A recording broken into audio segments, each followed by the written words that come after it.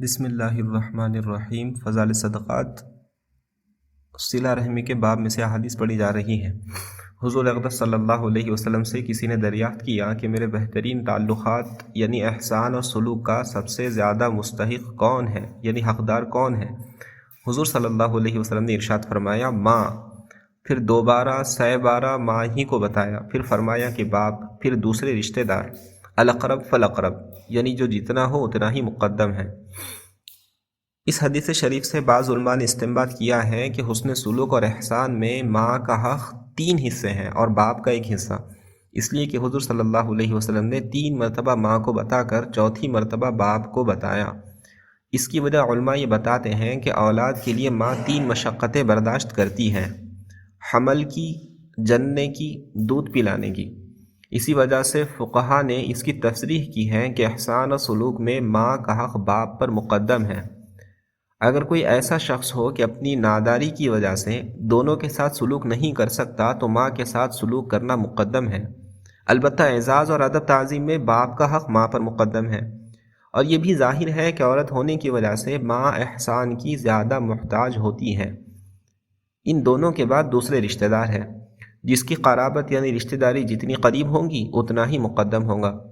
ایک حدیث میں ہے کہ اپنی ماں کے ساتھ حسن سلوک کی ابتدا کرو، اس کے بعد باپ کے ساتھ، پھر بہن کے ساتھ، پھر بھائی کے ساتھ، الاقرب فالاقرب، اور اپنے پڑوسیوں اور حاجت مندوں کو نہ بھولنا۔ حضرت بہز بن حکیم رحمۃ اللہ علیہ اپنے دادا سے نقل کرتے ہیں کہ انہوں نے حضور صلی اللہ علیہ وسلم سے عرض کیا کہ حضور میں سلوک و احسان کس کے ساتھ کروں؟ حضور صلی اللہ علیہ وسلم نے فرمایا اپنی ماں کے ساتھ۔ انہوں نے پھر یہی دریافت فرمایا، حضور صلی اللہ علیہ وسلم نے پھر یہی جواب دیا۔ اسی طرح تیسری مرتبہ بھی، چوتھی مرتبہ میں حضور صلی اللہ علیہ وسلم نے فرمایا باپ کے ساتھ۔ اس کے بعد پھر دوسرے رشتہ دار جو جتنا قریب ہو اتنا ہی مقدم ہے۔ ایک اور حدیث میں ہے کہ ایک شخص حضور صلی اللہ علیہ وسلم کی خدمت میں حاضر ہوئے اور عرض کیا کہ مجھے کوئی حکم دے تاکہ تعمیل ارشاد کروں، یعنی حکم کو پورا کروں۔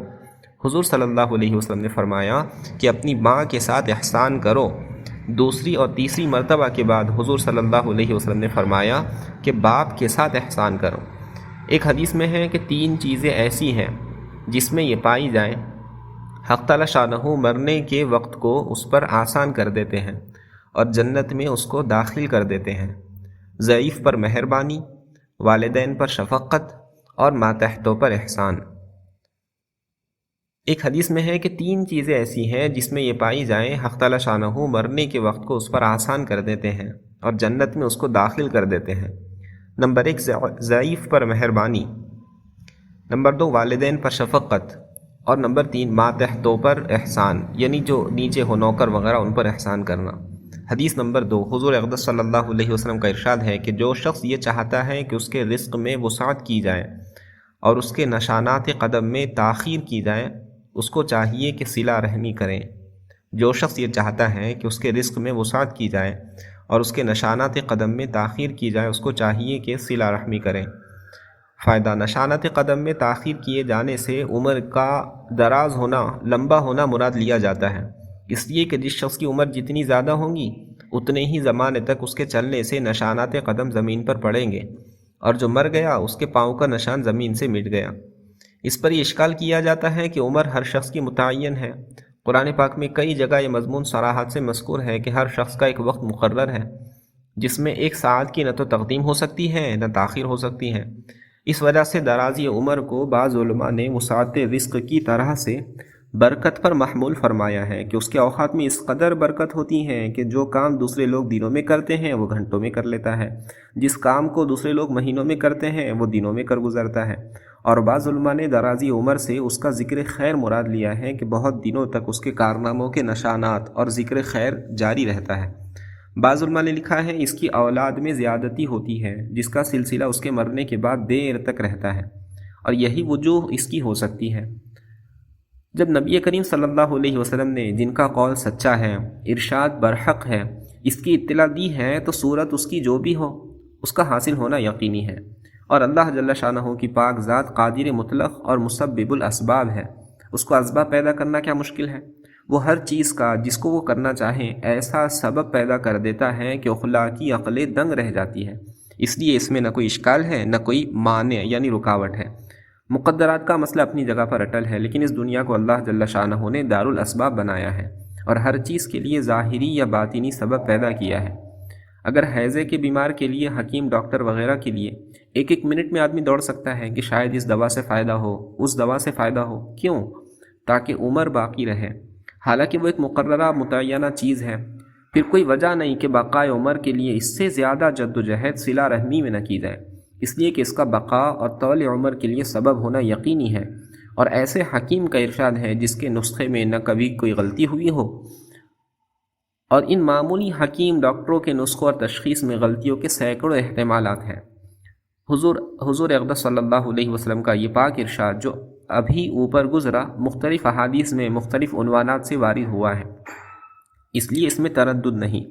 ایک حدیث میں حضرت علی رضی اللہ عنہ سے نقل کیا گیا کہ جو شخص اس بات کا ذمہ لے لے، میں اس کے لیے 4 باتوں کا ذمہ لیتا ہوں۔ جو شخص ایک بات کا ذمہ لے لے، میں اس کے لیے 4 باتوں کا ذمہ لیتا ہوں۔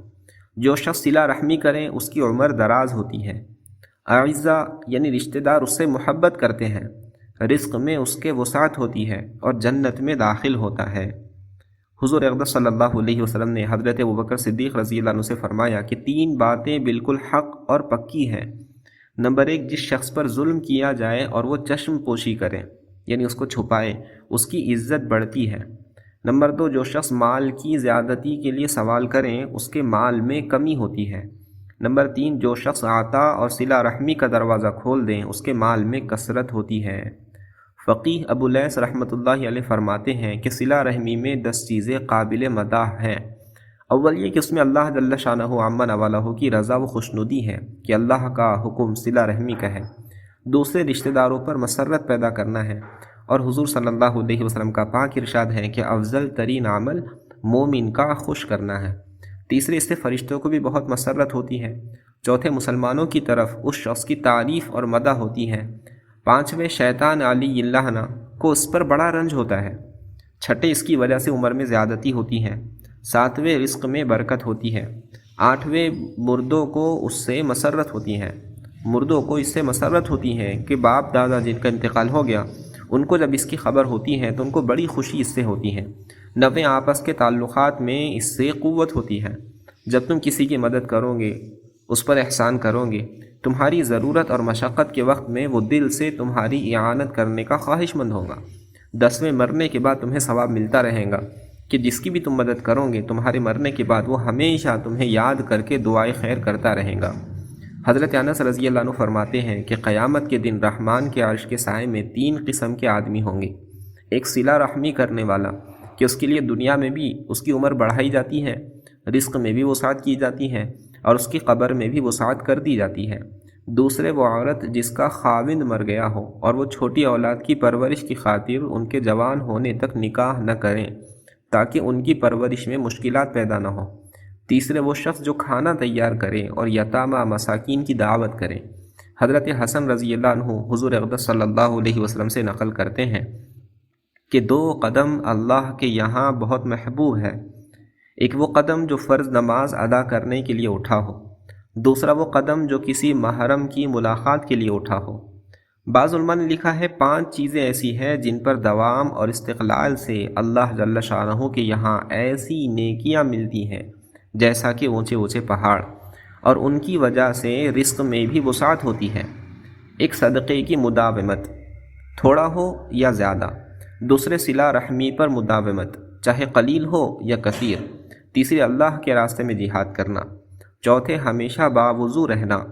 پانچویں، والدین کی فرما برداری پر مداومت کرنا۔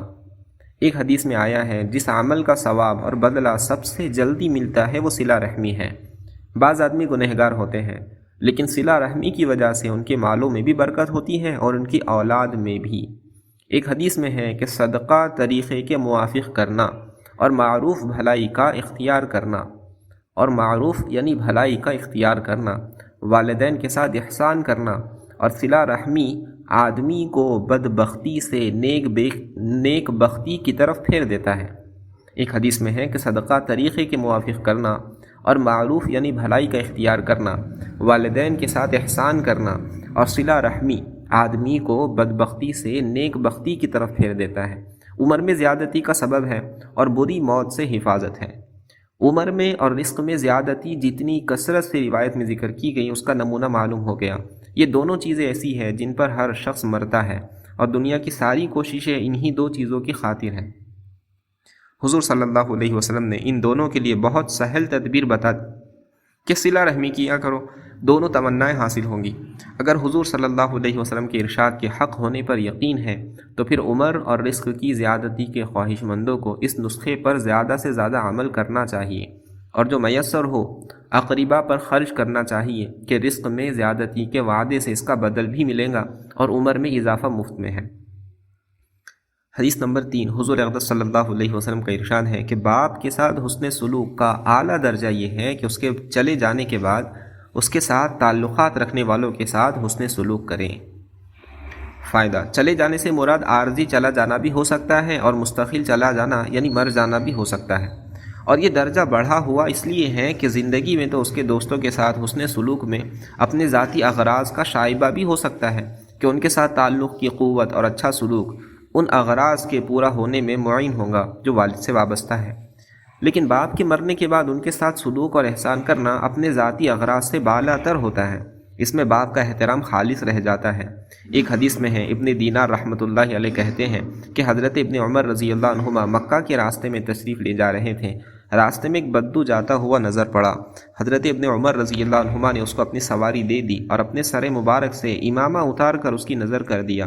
ابن دینار رحمۃ اللہ علیہ نے عرض کیا کہ حضرت، یہ شخص تو اس سے کم درجہ احسان پر بھی خوش ہو جاتا، آپ نے امامہ بھی دے دیا اور سواری بھی۔ حضرت ابن عمر رضی اللہ عنہما نے فرمایا کہ اس کا باپ میرے باپ کے دوستوں میں تھا، اور میں نے حضور صلی اللہ علیہ وسلم سے یہ سنا کہ بہترین صلہ آدمی کا اپنے باپ کے دوستوں پر احسان کرنا ہے۔ حضرت ابو ہریرہ رضی اللہ عنہ فرماتے ہیں، میں مدینہ طیبہ حاضر ہوا تو حضرت ابن عمر رضی اللہ عنہما مجھ سے ملنے تشریف لائے اور یہ فرمایا کہ تمہیں معلوم ہے میں کیوں آیا؟ میں نے حضور صلی اللہ علیہ وسلم سے سنا ہے کہ جو شخص یہ چاہے کہ اپنے باپ کے ساتھ اس کی قبر میں صلہ رحمی کرے، اس کو چاہیے کہ اپنے باپ کے دوستوں کے ساتھ اچھا سلوک کریں، اور میرے باپ عمر رضی اللہ عنہ میں اور تمہارے والد میں دوستی تھی، اس لیے آیا ہوں کہ دوست کی اولاد بھی دوست ہی ہوتی ہے۔ ایک اور حدیث میں ہے، حضرت ابو اسید مالک بن ربیعہ رضی اللہ عنہ فرماتے ہیں کہ ہم حضور صلی اللہ علیہ وسلم کی خدمت میں حاضر تھے۔ قبیلہ بنو سلمہ کے ایک صاحب حضور صلی اللہ علیہ وسلم کی خدمت میں حاضر ہوئے اور عرض کیا، یا رسول اللہ، میرے والدین کے انتقال کے بعد ان کے ساتھ حسن سلوک کا کوئی درجہ باقی ہے؟ حضور صلی اللہ علیہ وسلم نے فرمایا، ہاں، ان کے لیے دعائیں کرنا، ان کی مغفرت کی دعا مانگنا، ان کے عہد کو جو کسی سے کر رکھا ہو پورا کرنا، اور ان کے رشتہ داروں کے ساتھ حسن سلوک کرنا، ان کے دوستوں کا احترام کرنا۔ ایک اور حدیث میں اس قصے کے بعد ہے، اس نے عرض کیا، یا رسول اللہ، یہ کیسی بہترین اور بڑھیا بات ہے؟ حضور صلی اللہ علیہ وسلم نے فرمایا، تو پھر اس پر عمل کرو۔ حدیث نمبر 4، حضور اقدس صلی اللہ علیہ وسلم کا ارشاد ہے کہ جس شخص کے ماں باپ دونوں یا ان میں سے کوئی ایک مر جائیں اور وہ شخص ان کی نافرمانی کرنے والا ہو تو اگر وہ ان کے لیے ہمیشہ دعائے مغفرت کرتا رہے، اس کے علاوہ ان کے لیے اور دعائیں کرتا رہیں تو وہ شخص فرما برداروں میں شمار ہو جائے گا۔ فائدہ، یہ اللہ تعالیٰ کا کس قدر انعام و احسان اور لطف و کرم ہے کہ والدین کی زندگی میں بسا اوقات ناگوار امور پیش آ جانے سے دلوں میں میل آ جاتا ہے، لیکن جتنا بھی رنج ہو جائے، والدین ایسی چیز نہیں جن کے مرنے کے بعد بھی دلوں میں رنج رہے۔ ان کے احسانات یاد آ کر آدمی بےتاب نہ ہو جائے، لیکن اب وہ مر گئے، اب کیا تلافی ہو سکتی ہے؟ اللہ جل شانہ نے اپنے فضل سے اس کا دروازہ بھی کھول دیا کہ ان کے مرنے کے بعد اب ان کے لیے دعائیں کریں، ان کی مغفرت کو اللہ سے مانگتا رہیں، ان کے لیے ایصال ثواب جانی اور مالی کرتا رہیں، یہ ان کے زندگی کے زمانے میں جو ان کے حقوق ضائع ہوئے ہیں اس کی تلافی کر دے گا، اور بجائے نافرمانوں میں شمار ہونے کے فرما برداروں میں شمار ہو جائیں گا۔ یہ اللہ تعالیٰ کا کس قدر احسان ہے کہ ہاتھ سے وقت نکل جانے کے بعد بھی اس کا راستہ کھول دیا۔ کس قدر بے غیرتی اور دلی قساوت ہوں گی، دل کی سختی ہوں گی اگر اس موقع کو بھی ہاتھ سے کھو دیا جائے۔ ایسا کون ہوگا جس سے ہمیشہ والدین کی رضا ہی کے کام ہوتے رہے ہوں، اور ادائے حقوق میں کوتاہی تو کچھ نہ کچھ ہوتی ہی ہے۔ اگر اپنا معمول اور کوئی ضابطہ ایسا مقرر کر لیا جائے جس سے ان کو ثواب پہنچتا رہے تو کس قدر اعلیٰ چیز حاصل ہو سکتی ہے۔ ایک حدیث میں ہے، جو شخص اپنے والدین کی طرف سے حج کرے تو یہ ان کے لیے حج بدل ہو سکتا ہے، ان کی روح کو آسمان میں اس کی خوشخبری دی جاتی ہے، اور یہ شخص اللہ کے نزدیک فرما برداروں میں شمار ہوتا ہے اگرچہ پہلے سے نافرمان ہو۔ ایک اور حدیث میں ہے کہ جو شخص اپنے والدین میں سے کسی کی طرف سے حج کرے تو ان کے لیے ایک حج کا ثواب ہوتا ہے، اور حج کرنے والے کے لیے 9 حجوں کا ثواب ہوتا ہے۔ والدین کے لیے ایک حج کا ثواب، اور جس نے حج کیا اس کے لیے 9 حجوں کا ثواب ملتا ہے۔ علامہ عینی رحمۃ اللہ علیہ نے شرح بخاری میں ایک حدیث نقل کی ہے کہ جو شخص ایک مرتبہ دعا پڑھے، الحمدللہ رب العالمین رب السماوات والارض رب العالمین وَلَهُ الْكِبْرِيَاءُ فِي السَّمَاوَاتِ وَالْأَرْضِ وَهُوَ الْعَزِيزُ الْحَكِيمُ لِلَّهِ الْحَمْدُ رَبِّ السَّمَاوَاتِ وَرَبِّ الْأَرْضِ رَبِّ الْعَالَمِينَ وَلَهُ الْعَظْمَةُ فِي السَّمَاوَاتِ وَالْأَرْضِ وَهُوَ الْعَزِيزُ الْحَكِيمُ هو الملك رب السماوات ورب الأرض ورب العالمين وله النور في السماوات والأرض وهو العزيز الحكيم۔ اور اس کے بعد یہ دعا کرے کہ یا اللہ اس کا ثواب میرے والدین کو پہنچا دے، اس نے والدین کا حق ادا کر دیا۔ ایک اور حدیث میں ہے کہ آدمی اگر کوئی نفلی صدقہ کرے تو اس میں کیا حرج ہے کہ اس کا ثواب اپنے والدین کو بخش دیا کرے، بشرط یہ کہ وہ مسلمان ہو، کہ اس صورت میں ان کو ثواب پہنچ جائے گا اور صدقہ کرنے والے کے ثواب میں کوئی کمی نہ ہوگی۔ حدیث شریف کے موافق کچھ کرنا بھی نہیں پڑتا، جو کچھ بھی کسی موقع پر خرچ کیا جائے اس کا ثواب اپنے والدین کو پہنچا دیا کریں۔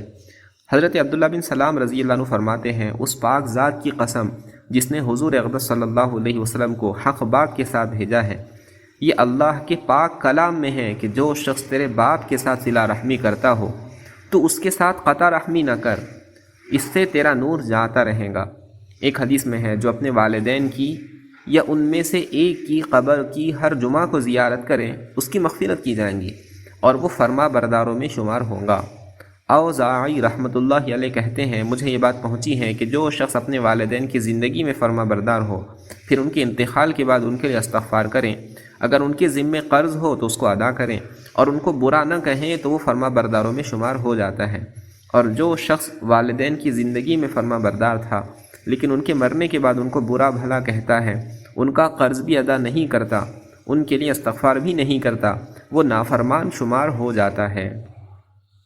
حدیث نمبر 5، حضور اقدس صلی اللہ علیہ وسلم نے ایک مرتبہ ارشاد فرمایا کہ میں تمہیں بہترین صدقہ بتاتا ہوں، تیری وہ لڑکی اس کا محل ہے، یعنی صدقے کی بہترین جگہ ہے، جو لوٹ کر تیرے ہی پاس آ گئی ہو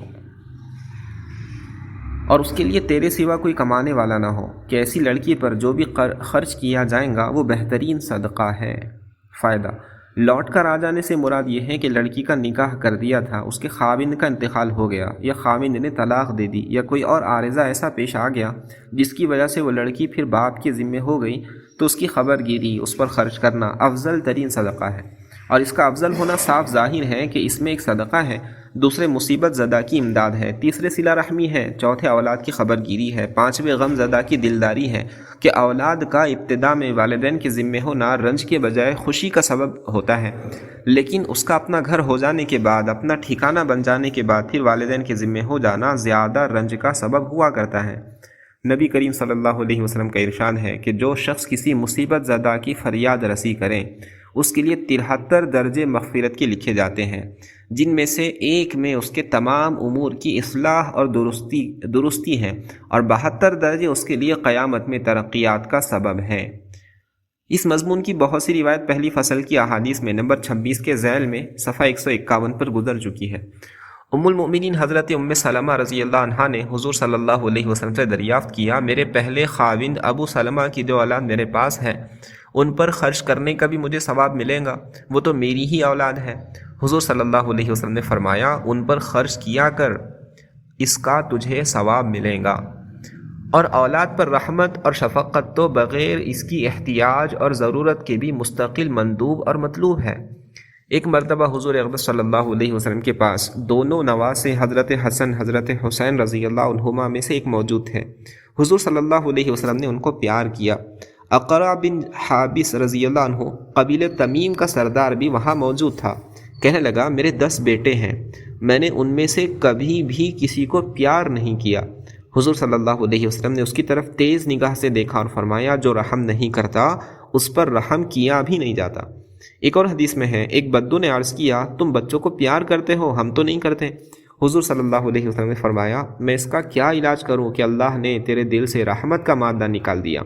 اولاد ہونے کے علاوہ اس کا مصیبت زدہ ہونا مستقل اجر کا سبب ہے۔ حدیث نمبر 6، حضور اقدس صلی اللہ علیہ وسلم کا ارشاد ہے کہ غریب پر صدقہ کرنا صرف صدقہ ہے، اور رشتہ دار پر صدقہ کرنا صدقہ بھی ہے اور صلہ رحمی بھی۔ یہ دو چیزیں ہو گئیں۔ جہاں تک اہل قرابت اور رشتہ داروں کا تعلق ہے، ان پر صدقہ عام غربا پر صدقے سے مقدم اور افضل ہے۔ نبی کریم صلی اللہ علیہ وسلم سے بہت مختلف روایت ہے، مختلف عنوانات سے مضمون بھی بہت کثرت سے نقل کیا گیا۔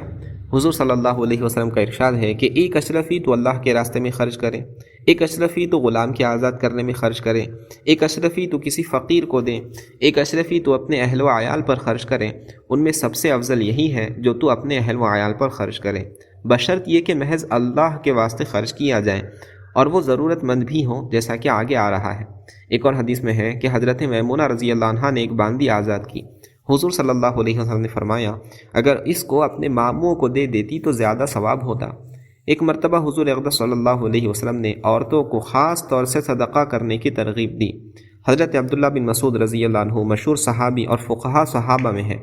ان کی اہلیہ حضرت زینب رضی اللہ عنہا نے ان سے کہا کہ آج حضور صلی اللہ علیہ وسلم نے ہمیں صدقہ کرنے کا حکم دیا ہے، تمہاری مالی حالت کمزور ہے، اگر تم حضور صلی اللہ علیہ وسلم سے جا کر یہ دریافت کر لو کہ میں صدقے کا مال تمہیں دے دوں تو یہ کافی ہے یا نہیں؟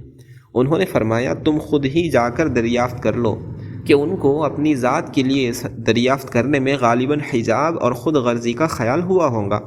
حضرت زینب رضی اللہ عنہا حضور صلی اللہ علیہ وسلم کی خدمت میں حاضر ہوئیں۔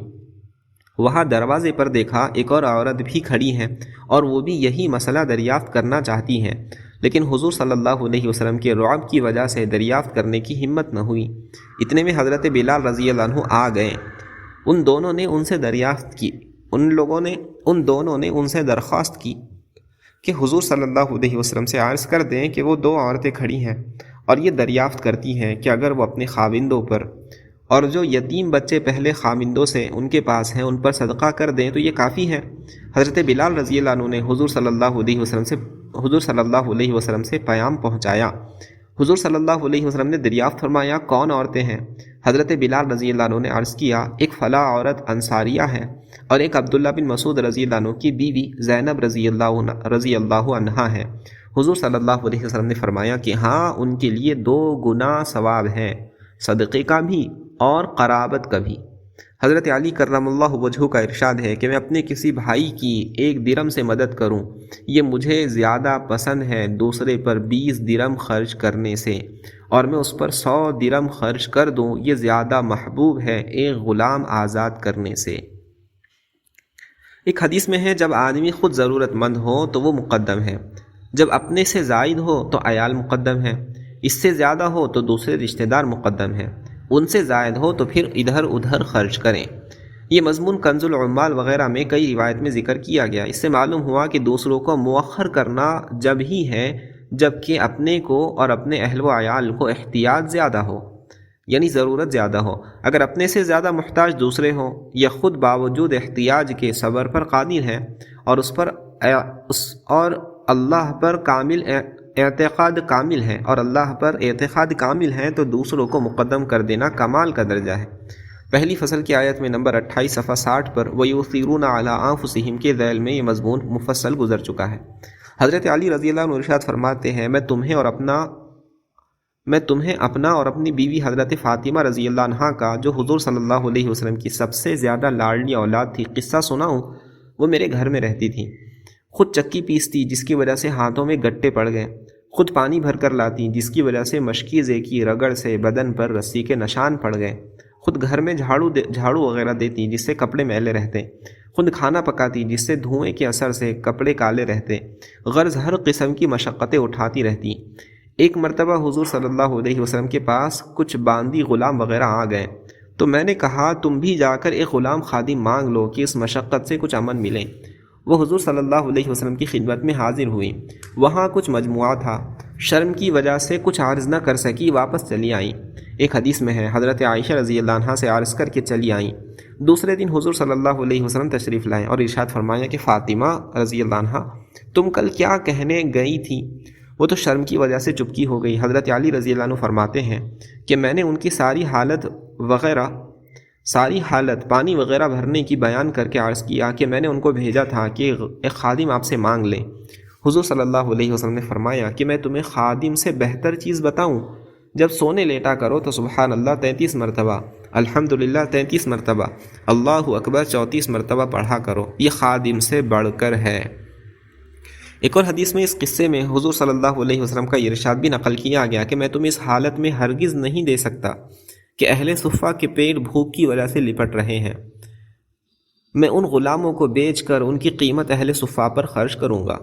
حدیث نمبر 7، حضرت اسماء رضی اللہ عنہ فرماتی ہیں کہ جس زمانے میں حضور صلی اللہ علیہ وسلم کا قریش سے معاہدہ ہو رہا تھا، اس وقت میری کافر والدہ مکہ مکرمہ سے مدینہ طیبہ آئیں۔ میں نے حضور صلی اللہ علیہ وسلم سے دریافت کیا کہ میری والدہ میری اعانت کی طالب بن کر آئی ہیں، ان کی اعانت کر دوں؟ حضور صلی اللہ علیہ وسلم نے فرمایا ہاں، ان کی اعانت کرو۔ فائدہ: ابتدائی زمانے میں کفار کی طرف سے مسلمانوں پر جس قدر مظالم ہوئے وہ بیان سے باہر ہے۔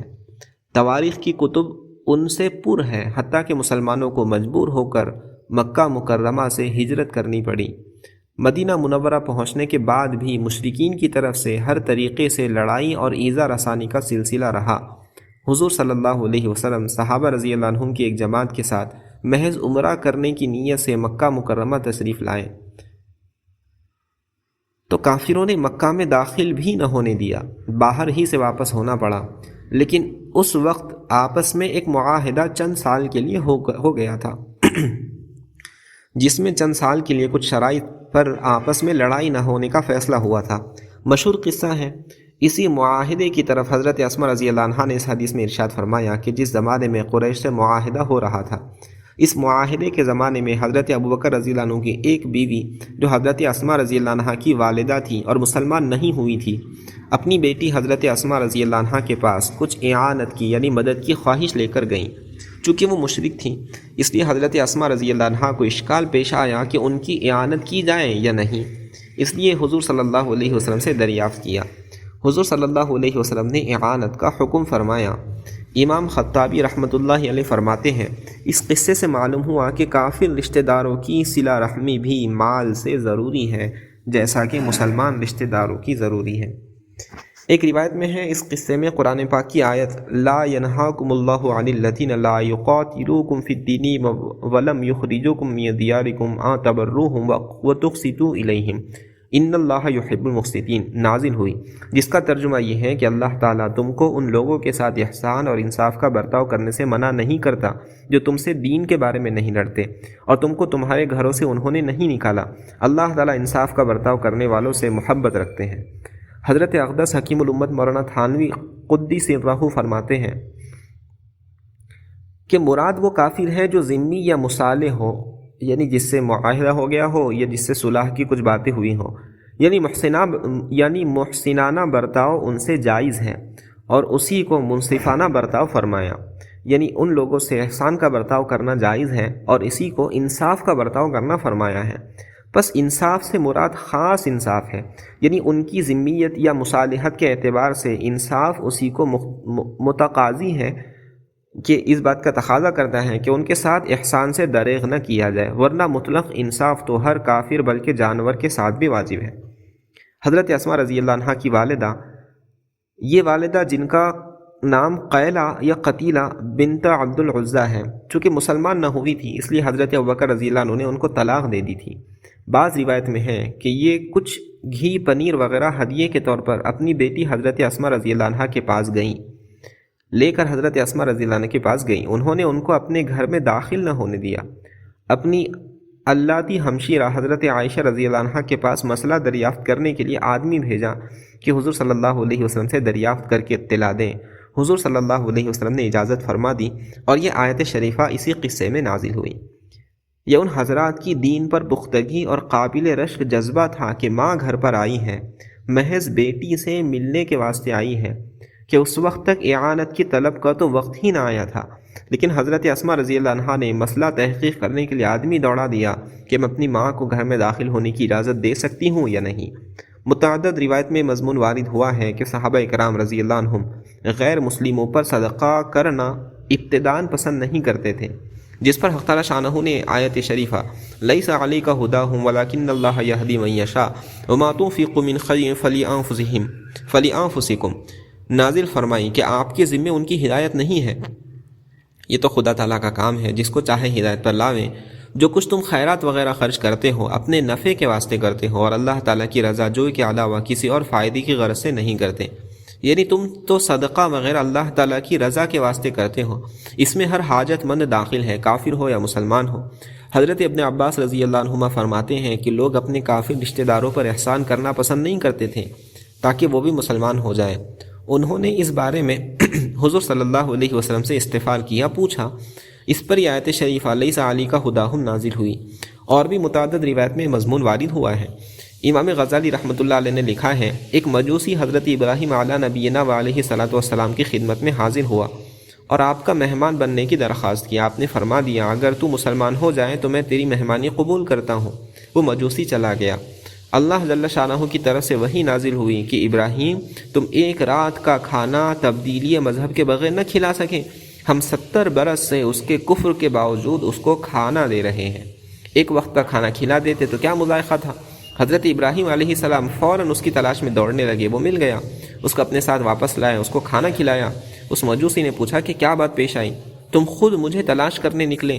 حضرت ابراہیم علیہ السلام نے وحی کا قصہ سنایا۔ وہ مجوسی کہنے لگا، اس کا میرے ساتھ یہ معاملہ ہے تو مجھے اسلام کی تعلیم دیجیے، اور اسی وقت مسلمان ہو گیا۔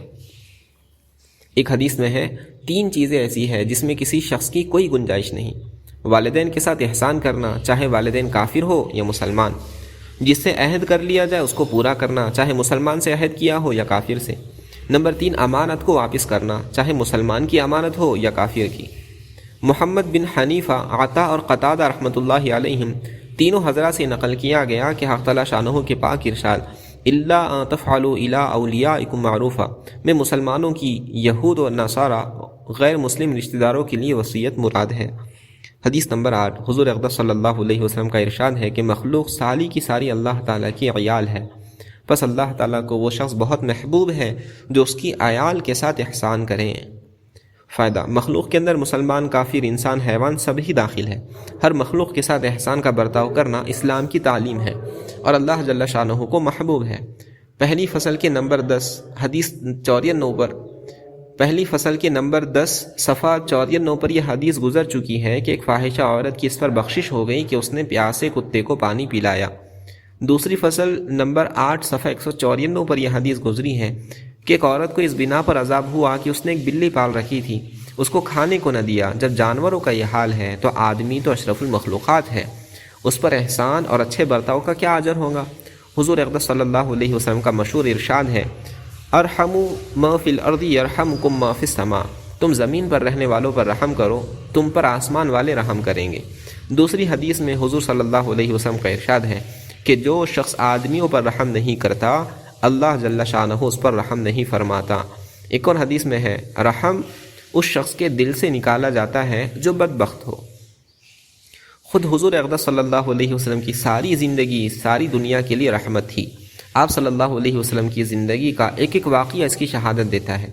امت کے لیے ضروری ہے کہ حضور صلی اللہ علیہ وسلم کی زندگی کے واقعات کی تحقیق کریں اور اس کا اتباع کریں۔ حق تعالیٰ شانہ کا پاک ارشاد ہے، وَمَا أَرْسَلْنَاكَ إِلَّا رَحْمَةً لِّلْعَالَمِينَ، اور ہم نے آپ کو اور کسی بات کے لیے نہیں بھیجا مگر دنیا جہاں کے لوگوں پر مہربانی کرنے کے لیے۔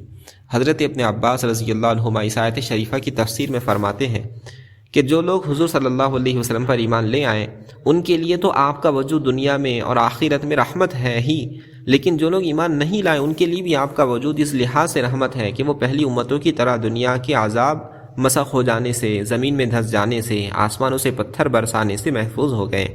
حضرت ابو ہریرہ رضی اللہ عنہ فرماتے ہیں کہ بعض لوگوں نے حضور صلی اللہ علیہ وسلم سے درخواست کی کہ قریش نے مسلمانوں کو بہت اذیت پہنچائی، بہت نقصانات دیے، آپ ان لوگوں پر بد دعا فرمائیں۔ حضور صلی اللہ علیہ وسلم نے فرمایا، میں بد دعائیں دینے کے لیے نہیں بھیجا گیا، میں لوگوں کے لیے رحمت بنا کر بھیجا گیا ہوں۔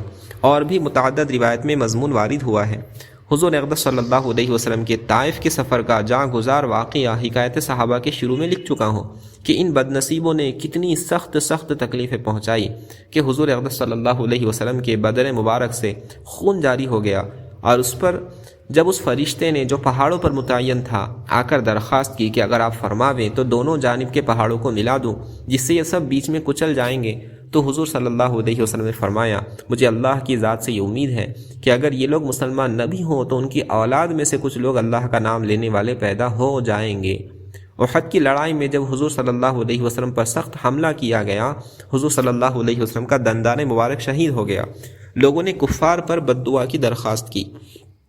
حضور صلی اللہ علیہ وسلم نے ارشاد فرمایا یا اللہ میری قوم کو ہدایت فرما کہ یہ لوگ ناواقف ہیں، یعنی جانتے نہیں ہیں۔ حضرت عمر رضی اللہ عنہ نے عرض کیا یا رسول اللہ، اگر آپ بھی حضرت نوح علیہ السلام کی طرح بد دعا فرما دیتے تو ہم سب کے سب ہلاک ہو جاتے کہ آپ کو ہر قسم کی تکلیفیں پہنچائی گئی، لیکن آپ صلی اللہ علیہ وسلم ہر وقت یہی فرماتے رہیں کہ یا اللہ میری قوم کی مغفرت فرما کہ وہ جانتے نہیں۔ قاضی عیاض رحمۃ اللہ علیہ فرماتے ہیں ان حالات کو بڑے غور سے دیکھنا چاہیے کہ کس قدر حضور صلی اللہ علیہ وسلم کا حلم یعنی برداشت اور اخلاق کا اعلیٰ نمونہ اور جود و کرم کی انتہا ہے کہ ان سخت تکلیفوں پر حضور صلی اللہ علیہ وسلم کبھی مغفرت کی کبھی ہدایت کی دعائیں ہی کرتے رہے۔ غورث بن حارث کا مشہور قصہ ہے کہ جب ایک سفر میں حضور صلی اللہ علیہ وسلم تنہا سو رہے تھے، وہ تلوار ہاتھ میں لے کر حضور اقدس صلی اللہ علیہ وسلم کے پاس پہنچ گیا، اور حضور صلی اللہ علیہ وسلم کی آنکھ اس وقت کھلی جب کہ وہ تلوار سونتے ہوئے پاس کھڑا تھا۔ اس نے للکار کر کہا کہ بتا اب تجھے بچانے والا کون ہے؟ حضور اقدس صلی اللہ علیہ وسلم نے فرمایا اللہ جل شانہ۔ حضور صلی اللہ علیہ وسلم کا یہ فرمانا تھا کہ اس کے ہاتھ کو کپکپی ہوئی اور تلوار ہاتھ سے گر گئی۔ حضور صلی اللہ علیہ وسلم نے وہ تلوار اپنے دستے مبارک میں لے کر فرمایا اب تو بتا کہ تجھے بچانے والا کون ہے؟ وہ کہنے لگا کہ آپ بہترین تلوار لینے والے ہیں، یعنی معاف فرمائیں۔ حضور صلی اللہ علیہ وسلم نے معاف فرما دیا۔ یہودی عورت کا حضور اقدس صلی اللہ علیہ وسلم کو زہر دینے کا واقعہ بھی مشہور ہے، اور اس عورت نے اس کا اقرار بھی کر لیا کہ میں نے حضور صلی اللہ علیہ وسلم کو زہر دیا، لیکن حضور صلی اللہ علیہ وسلم نے اپنا انتقام نہیں لیا۔ لبید بن عاصم نے حضور صلی اللہ علیہ وسلم پر جادو کیا۔ حضور صلی اللہ علیہ وسلم کو اس کا علم بھی ہو گیا، مگر حضور صلی اللہ علیہ وسلم نے اس واقعے کا چرچا بھی گوارا نہیں کیا۔ غرض 2-4 واقعات نہیں، ہزاروں واقعات حضور صلی اللہ علیہ وسلم کے دشمنوں پر رحم و کرم کے ہیں۔ حضور اقدس صلی اللہ علیہ وسلم کا پاک ارشاد ہے کہ تم اس وقت تک مومن نہیں ہو سکتے جب تک ایک دوسرے کے ساتھ رحم کا برتاؤ نہ کرو۔ صحابہ رضی اللہ عنہ نے عرض کیا یا رسول اللہ ہم میں سے ہر شخص رحم تو کرتا ہی ہے۔ حضور صلی اللہ علیہ وسلم نے فرمایا یہ رحم نہیں ہے جو اپنے ہی کے ساتھ ہو، بلکہ رحم وہ ہے جو عام ہو۔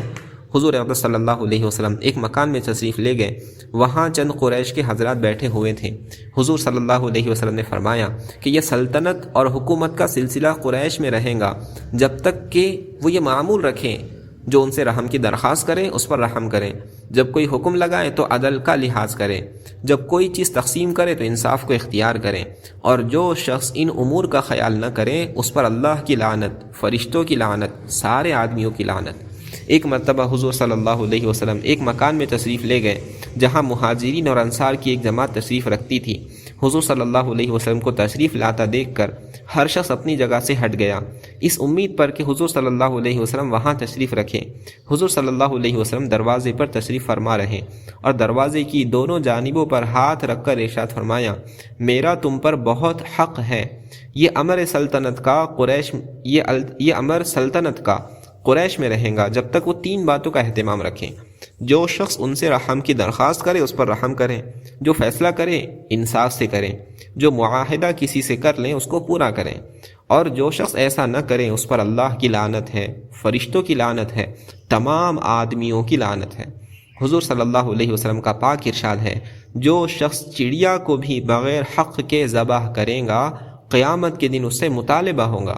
صحابہ رضی اللہ عنہ نے عرض کیا اس کا حق کیا ہے؟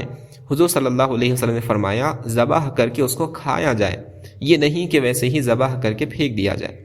بہت سی احادیث میں مضمون وارد ہوا ہے کہ غلام جو تمہارے ماتحت ہیں ان کو اس چیز سے کھلاؤ جس سے خود کھاتے ہو، اس چیز سے پہناؤ جس سے خود پہنتے ہو، اور جس سے موافقت نہ آئے، یعنی جس سے مزاج وغیرہ میل نہ کھاتا ہو، اس کو فروخت کر دو، اس کو عذاب میں مبتلا کرنے کا کوئی حق نہیں۔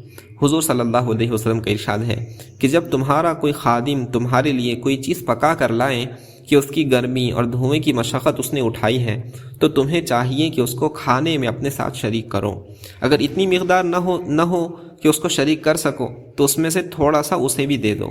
حضور صلی اللہ علیہ وسلم کا ارشاد ہے کہ ماتحتوں کے ساتھ اچھا برتاؤ کرنا مبارک ہے، اور ان کے ساتھ بدخلقی برتنا بدبختی ہے۔ غرض ہر نوع سے حضور صلی اللہ علیہ وسلم نے مخلوق پر رحم کی تاکید فرمائی، مختلف نوع سے ان پر اکرام کی ترغیب دی۔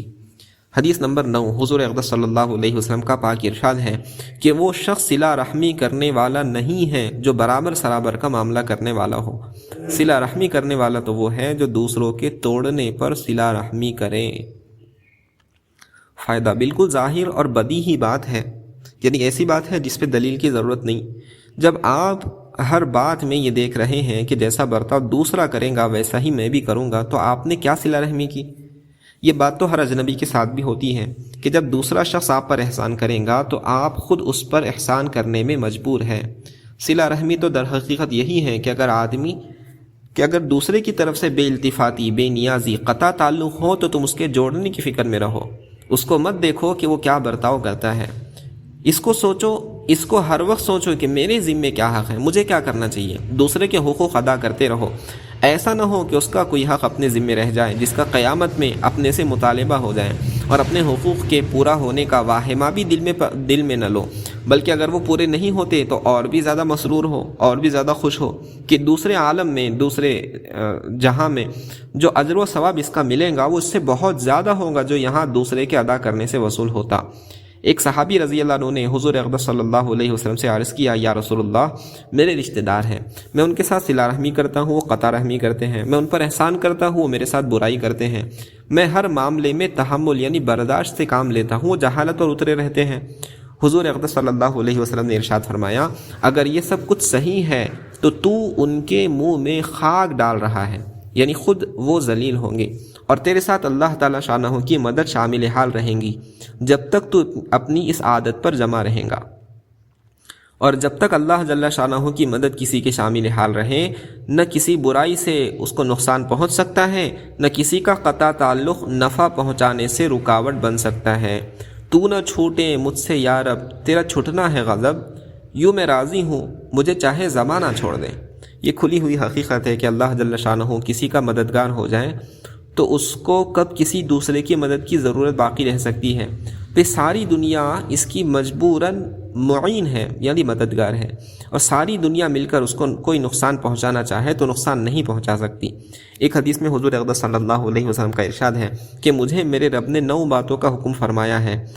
نمبر 1، حق تعالیٰ شانہ کا خوف ظاہر میں اور باطن میں، یعنی دل سے اور ظاہر سے، یا خلوت میں اور جلوت میں۔ خلوت میں اور جلوت میں، خلوت مطلب جب لوگوں کے سامنے ہو مجموعے میں، اور جلوت مطلب جب تنہائی کے اندر ہو۔ خلوت مطلب تنہائی اور جلوت مطلب مجموعے کے اندر۔ نمبر 2، انصاف کی بات خوشی میں بھی غصے میں بھی۔ جب آدمی کسی سے خوش ہوا کرتا ہے تو عیوب چھپا کر تعریفوں کے پل باندھا کرتا ہے، جب خفا ہوتا ہے تو جھوٹے الزام تراشا کرتا ہے۔ مجھے حکم ہے کہ ہر حالت میں انصاف کی بات کرو۔ نمبر 3، میانہ روی اختیار کرو، یعنی درمیانہ درجہ خرچ کرنے میں، نہ کمی نہ زیادتی، میانہ روی اختیار کرو، فقر کی حالت میں بھی اور وسعت کی حالت میں بھی، نہ تنگی میں کنجوسی کرو نہ وسعت میں اسراف کرو، یا نہ فقر میں جزا فضا کرو نہ غنا میں عجب اور فخر کرو۔ نیز یہ کہ جو شخص مجھ سے قطع تعلق کرے میں اس کے ساتھ بھی تعلقات وابستہ کروں، اور جو شخص مجھے اپنی عطا سے محروم کرے میں اس کے ساتھ حسن سلوک کروں، جو شخص مجھ پر ظلم کرے اس کو معاف کر دوں، انتقام لینے کی فکر میں نہ پڑو۔ یہ میرا سکوت آخرت کا یا اللہ تعالیٰ کی فکر ہو، میری گویائی اللہ تعالیٰ کا ذکر ہو، تسبیح وغیرہ یا اللہ کے احکام کا بیان کرنا، میری نظر عبرت ہو، یعنی جس چیز کو دیکھوں عبرت کی نگاہ سے دیکھوں، اور میں نیک کام کا حکم کرتا رہوں۔ شروع میں 9 چیزیں فرمائی تھی، تفصیل میں 10 ہو گئی، مگر یہ 10ویں چیز سابقہ 9 چیزوں کا اجمال بھی ہو سکتا ہے، اور نمبر 7، 8 دو مقابل ہونے کی وجہ سے ایک بھی شمار ہو سکتے ہیں، جیسا کہ شروع میں ظاہر باطن ایک شمار ہوئے، خوشی اور غم ایک شمار ہوئے۔ حضرت حکیم بن حزام رضی اللہ عنہ فرماتے ہیں، ایک شخص نے حضور صلی اللہ علیہ وسلم سے دریافت کیا کہ افضل ترین صدقہ کیا ہے؟ حضور صلی اللہ علیہ وسلم نے فرمایا، کاشح رشتہ دار کے ساتھ حسن سلوک کرنا۔ کاشح اس شخص کو کہتے ہیں جو دل میں کسی سے بغض و کینہ رکھیں۔ ایک حدیث میں حضور صلی اللہ علیہ وسلم کا ارشاد وارد ہوا ہے، جو شخص یہ پسند کرے کہ قیامت میں اس کو بلند مکانات ملے، اس کو اونچے درجے ملے، اس کو چاہیے کہ جو شخص اس پر ظلم کرے اس سے درگزر کرے، جو اس کو اپنی عطا سے محروم رکھیں اس پر احسان کرے، اور جو اس سے تعلقات توڑیں اس سے تعلقات جوڑیں۔ ایک حدیث میں ہے، جب آیت شریفہ خذ العفو وامر بالعرف واعرض عن الجاہلین، معافی کو اختیار کرو، نیکی کا حکم کرو اور جاہلوں سے اعراض کرو، نازل ہوئی تو حضور اقدس صلی اللہ علیہ وسلم نے حضرت جبرائیل علیہ السلام سے اس کی تفسیر دریافت فرمائی، تو انہوں نے عرض کیا کہ جاننے والے اللہ تعالیٰ سے دریافت کر کے عرض کروں گا۔ وہ واپس تشریف لے گئے اور پھر آ کر عرض کیا، اللہ تعالیٰ کا ارشاد ہے، جو آپ پر ظلم کریں اس کو معاف کریں، جو آپ کو اپنی عطا سے محروم رکھیں اس کو عطا فرمائیں، جو آپ سے تعلقات توڑیں اس سے تعلقات جوڑیں۔ ایک اور حدیث میں اس واقعے کے بعد یہ بھی ہے کہ اس کے بعد حضور اقدس صلی اللہ علیہ وسلم نے لوگوں سے خطاب کر کے فرمایا، میں تم کو دنیا اور آخرت کی بہترین اخلاق بتاؤں؟ صحابہ رضی اللہ عنہ نے عرض کیا، ضرور، ارشاد فرمائیں۔ حضور صلی اللہ علیہ وسلم نے ارشاد فرمایا، جو تم پر ظلم کرے اس کو معاف کرو، جو تمہیں اپنی عطا سے محروم رکھے اس کو عطا کرو، جو تم سے تعلقات توڑیں اس سے صلہ رحمی کرو۔ حضرت علی رضی اللہ عنہ فرماتے ہیں، مجھے حضور اقدس صلی اللہ علیہ وسلم نے ارشاد فرمایا، میں تمہیں اولین اور آخرین کے بہترین اخلاق بتاؤں؟ میں نے عرض کیا، ضرور، ارشاد فرمائیں۔ حضور صلی اللہ علیہ وسلم نے ارشاد فرمایا، جو تمہیں اپنی عطا سے محروم رکھیں اس کو عطا کرو، جو تم پر ظلم کریں اس کو معاف کرو، اور جو تم سے قرابت کے یعنی رشتہ داری کے تعلقات توڑیں اس کے ساتھ تعلقات جوڑو۔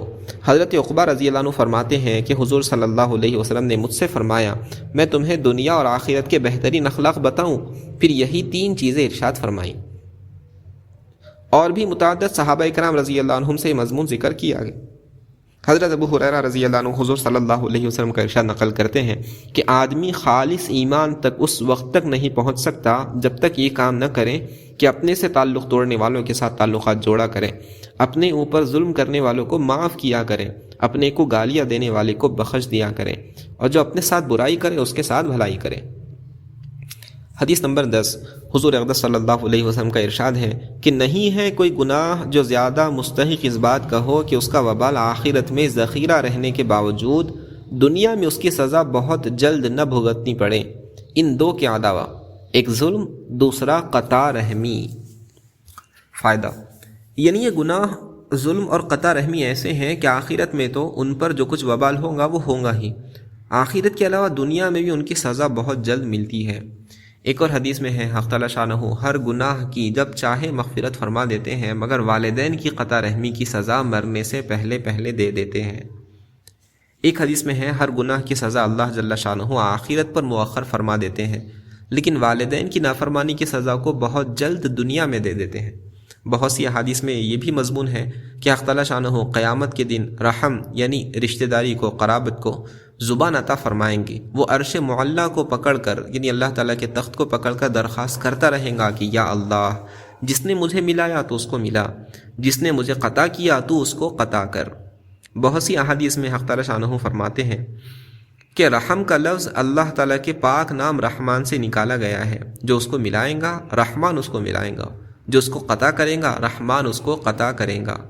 ایک حدیث میں ہے، اس قوم پر رحمت نازل نہیں ہوتی جس میں کوئی قطع رحمی کرنے والا ہو۔ ایک حدیث میں ہے، ہر 5 شنبے کو اللہ جل شانہ کے یہاں اعمال پیش ہوتے ہیں، قطع رحمی کرنے والے کا کوئی عمل قبول نہیں ہوتا۔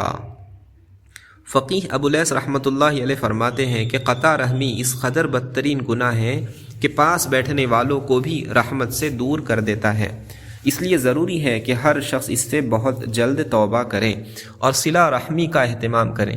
حضور صلی اللہ علیہ وسلم کا ارشاد ہے کہ صلہ رحمی کے علاوہ کوئی نیکی ایسی نہیں جس کا بدلہ بہت جلد ملتا ہو، اور قطع رحمی اور ظلم کے علاوہ کوئی گناہ ایسا نہیں ہے جس کا وبال آخرت میں باقی رہنے کے ساتھ ساتھ دنیا میں جلدی نہ مل جاتا ہو۔ حضرت عبداللہ بن مسعود رضی اللہ عنہ ایک مرتبہ صبح کی نماز کے بعد ایک مجموعے میں تشریف فرما تھے۔ فرمانے لگے میں تم لوگوں کو قسم دیتا ہوں کہ اگر اس مجموعے میں کوئی شخص خطا رحمی کرنے والا ہو تو وہ چلا جائے۔ ہم لوگ اللہ تعالیٰ شانہ سے ایک دعا کرنا چاہتے ہیں اور آسمان کے دروازے خطا رحمی کرنے والے کے لیے بند ہو جاتے ہیں،